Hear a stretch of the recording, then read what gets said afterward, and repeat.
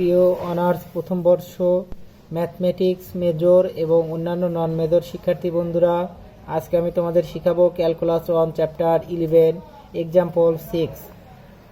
এটা হলো আমাদের অনির্দিষ্ট integral sine inverse x power 2 এবং divided by root 1 minus x square d x এর মান নির্ণয় করো।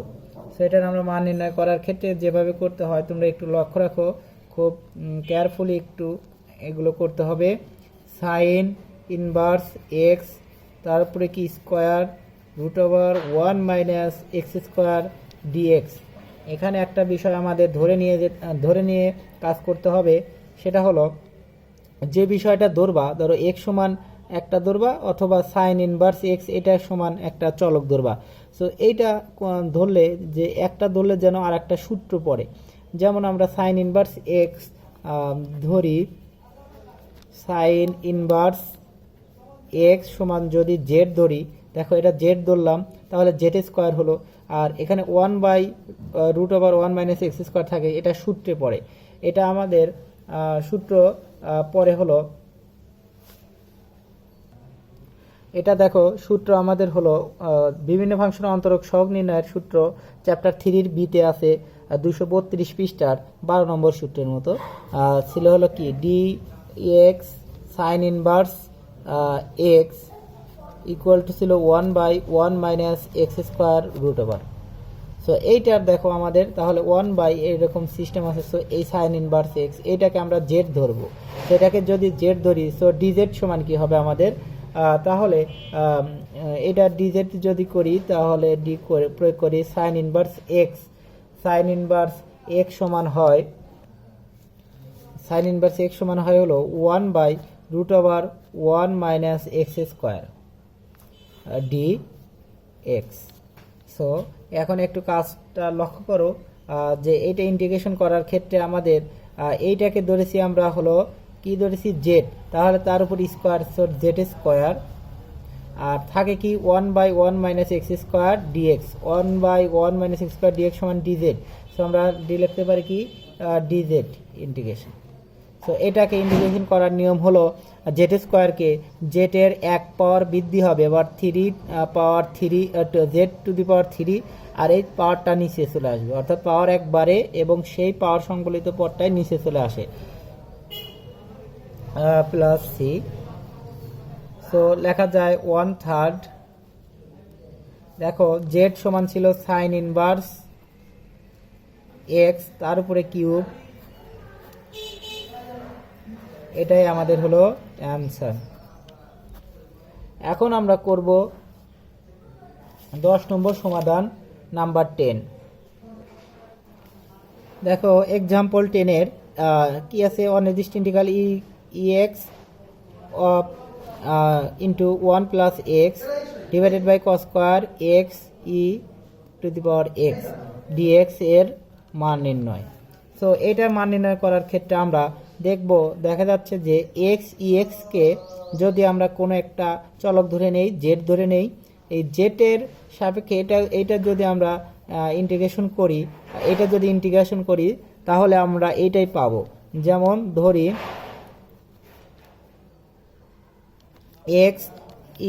এক্স সমান যদি আমরা জেড ধরি, এটা যদি আমরা ডি প্রয়োগ করি তাহলে এক্সটা আমাদের থাকলো, দেখো এক্স খালি এটা ইএক্স কে ইন্টিগ্রেশন করলে ইএক্স, সো এক্সটা করলে পারে যদি এক্সটা ইন্টিগ্রেশন করো 1, আর যদি ইএক্স করো ইন্টিগ্রেশন ইএক্স তার হলো ডিএক্স, আর যদি আবার দেখো একবার এক্স ইন্টিগ্রেশন করে ইএক্স খালি রেখেছি, আবার ইএক্স কে ইন্টিগ্রেশন করব এক্সটা রাখবো, অর্থাৎ ইএক্স কে ইন্টিগ্রেশন করলে ইএক্স, আর এক্স কে ইন্টিগ্রেশন না করলে এক্সই থাকবে ডিএক্স। তাহলে আমাদের মানটা আসছে, দেখো আমাদের যদি কি কমন নেই, ডিএক্সটা কমন নেই, তাহলে কি থাকে ই টু দি পাওয়ার ইএক্স থাকে, ইএক্স থাকে, আর হলো কমন নিলে হলো ডিএক্স সমান হলো ডিজেড। এখন আমরা এটার মানটা বসিয়ে দেব ইন্টিগ্রালের কস স্কয়ার এক্স ই এক্স। এখন আমরা কস স্কয়ার কি লিখতে পারি, এটা ধরেছি আমরা জেড লিখেছি, আর এইটাকে লিখতে পারি e x one plus x dx, এইটাকে আমরা লিখতে পারি ডিজেড, অর্থাৎ ডিজেড এটা সমান এটা আমরা লিখতে পারি, অর্থাৎ এইটুকু সমান আমরা এটা লিখতে পারি। দেখো এইটা আর এইটুকু কিন্তু একই বিষয়, অর্থাৎ ডি জেড। তাহলে 1/cos স্কয়ার সমান হলো sec স্কয়ার। সো 1 এটাকে লিখতে পারি আমরা 1/cos স্কয়ার ডিজেড, আর হলো ডিজেড 1/cos স্কয়ার সমান হলো sec স্কয়ার। দেখো sec স্কয়ারকে আমরা ইন্টিগ্রেশনের সূত্র আছে আমাদের, sec স্কয়ারকে ইন্টিগ্রেশন করলে হয় আমাদের tan x। সো sec স্কয়ারকে ইন্টিগ্রেশন করলে হয় tan x। সো আমাদের z আছে tan z, সো আমরা লিখতে পারি tan z প্লাস c, অর্থাৎ tan এর জায়গায় আমরা যদি মানটা বসিয়ে দেই যে z এর মান কত, z এর মান হলো x e x plus c, এটাই আমাদের হলো অ্যান্সার। ভালো করে আবার এখানে বোঝার চেষ্টা করো। দেখো এইটা যদি আমরা ধরে নেই জেড, তাহলে এইটা ডিজেড করলে আমাদের উপরের মানটা বের হলে আমরা অবশ্যই এটাই ধরতে হবে। সো দেখো এটাকে আমরা যদি কি ধরেছি এক্স ই এক্স সমান কি ধরেছি জেড, তাহলে ডিজেড কি হবে, এটা এক্সটা আমরা একবার কি করেছি ইন্টিগ্রেশন করেছি ইউ ভির সূত্রের মতো, এক্সকে আমরা ইন্টিগ্রেশন করলে 1, আর ইএক্সকে খালি রেখেছি, তারপরে ডিএক্স প্লাস আবার কোনটা করেছি, হ্যাঁ এক্সটা ঠিক রেখেছি, আর হলো ইএক্সটা ইন্টিগ্রেশন করেছি কি হয় ইএক্স এর ইন্টিগ্রেশন ইএক্স ডিএক্স। তাহলে ডিএক্সটা আমরা তারপর কি করেছিলাম কমন নিয়েছি, ডিএক্সটা কমন নিলে প্লাস এক্স ই এক্স ডিএক্স। সো এইটার মান, তারপরে আবার এখানে ইএক্স কমন নিলে কি থাকে, ইএক্স কমন নিলে 1 প্লাস এক্স ডিএক্স সমান কিন্তু ডি জেড। সো এই ডি জেড এর মানটা আমরা বসিয়ে এইগুলো ইএক্স 1 প্লাস এক্স ডিএক্স এর মানটা এখানে ধরো বসিয়ে দেওয়া হয়েছে। তারপরে যেটা কাজ একদম সহজ। তারপরে আমরা এবার করব হলো নাম্বার 13। দেখো এইটার আমরা এখন এক্সাম্পল কত 13 আমরা সমাধান করার চেষ্টা করব। ইন্টিগ্রেশন 1 মাইনাস সাইন এক্স আর হলো x plus cos x.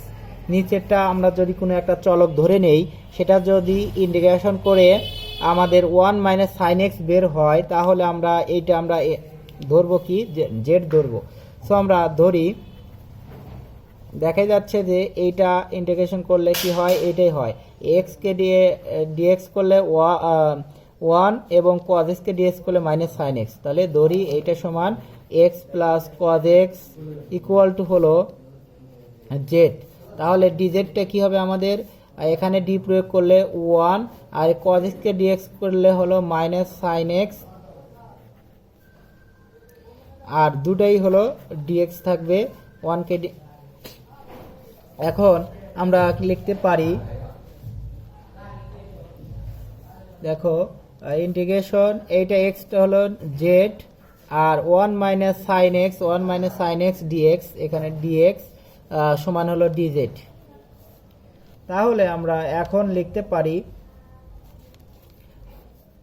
1/z DZ equal to 1/z সমান হলো লন জেড, কারণ লন এক্স সমান 1/x, সো লন জেড সমান 1/z, সো 1/z সমান আবার হলো লন জেড প্লাস সি। এখন এটাকে আমরা লন কি লিখতে পারি, জেটের মানটা বসিয়ে দিতে পারি, জেটের মানটা আছে x plus cos x, so x plus cos x plus c, এটাই হলো আমাদের অ্যান্সার। এখন আমরা এক্সাম্পল করব 29। অনির্দিষ্ট integral cos 2x divided sin x plus cos x of square dx এর মান নির্ণয়। সো আমরা এটা লিখে নেই cos 2x divided sin x plus cos x whole square dx। তো এটা লক্ষ্য রাখো, আমাদের যে কাজটা করতে হবে সেটা হলো cos 2x রাখবো, আর sin x আর হলো আছে cos x। সো আমরা লিখতে পারি sin square x plus cos square x plus 2 sin x into cos x।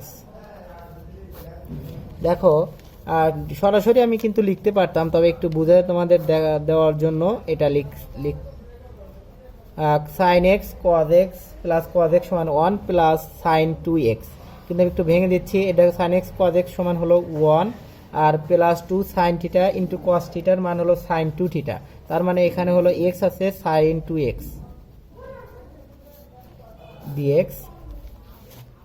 এখন দেখো নিচেরটা ইন্টিগ্রেশন করলে আমাদের কি উপরেরটা পাওয়া যায় কিভাবে, দেখো আমরা নিচেরটা যদি ধরি 1 প্লাস sin 2x সমান হলো z, তাহলে dz-টা কি হবে, দেখো dz-টা হবে আমাদের হলো 1, তাহলে দেখো এটাকে dx করলে ওইটা করলে 0, আর sin 2x কে করলে cos 2x, আবার 2x তো x না, সো 2x কে আবার ddx করলে হয় হলো 2 আর হলো dx। এই 2 এদিকে গেলে কি হয়, ভাগ আকারে হয়ে যায় আমাদের, অর্থাৎ cos 2x dx equal to হলো হাফ dz। এই 2 এদিকে গেলে ভাগ হয়ে যায়। এখন আমাদের যে কাজটা করতে হবে সেটা হলো, দেখো মানটা পেয়ে গেছি, cos 2x dx এর মান পেয়ে গেছি। cos 2x dx এর মান হলো হাফ dz, আর 1 প্লাস sin 2 থিটা সমান হলো z। ইন্টিগ্রেশন এখন হাফটা আমরা সামনে নিয়ে আসলাম, আর 1/z integration 1/z dz। So 1/z সমান হলো আমরা জানি ln z, কারণ ln x সমান 1/x, আবার 1/x কে ইন্টিগ্রেশন করলে কি হয় ln x, অর্থাৎ 1/z সমান হবে কি ln z plus c equal to আমরা লিখতে পারি হাফ ln, এই z সমান ছিল 1 plus sin 2x plus c। এটাই আমাদের হলো অ্যান্সার। একদম সহজ, বুঝলে কোথাও না বুঝলেও কমেন্টে অবশ্যই জানাবা, পরবর্তীতে আমি আবার তোমাদের করে বোঝানোর চেষ্টা করব। ধন্যবাদ সকলকে। ভিডিওটি ভালো লাগলে অবশ্যই আমার চ্যানেলটি সাবস্ক্রাইব করবা এবং বন্ধুদের মাধ্যমে শেয়ার করবা। ধন্যবাদ সকলকে।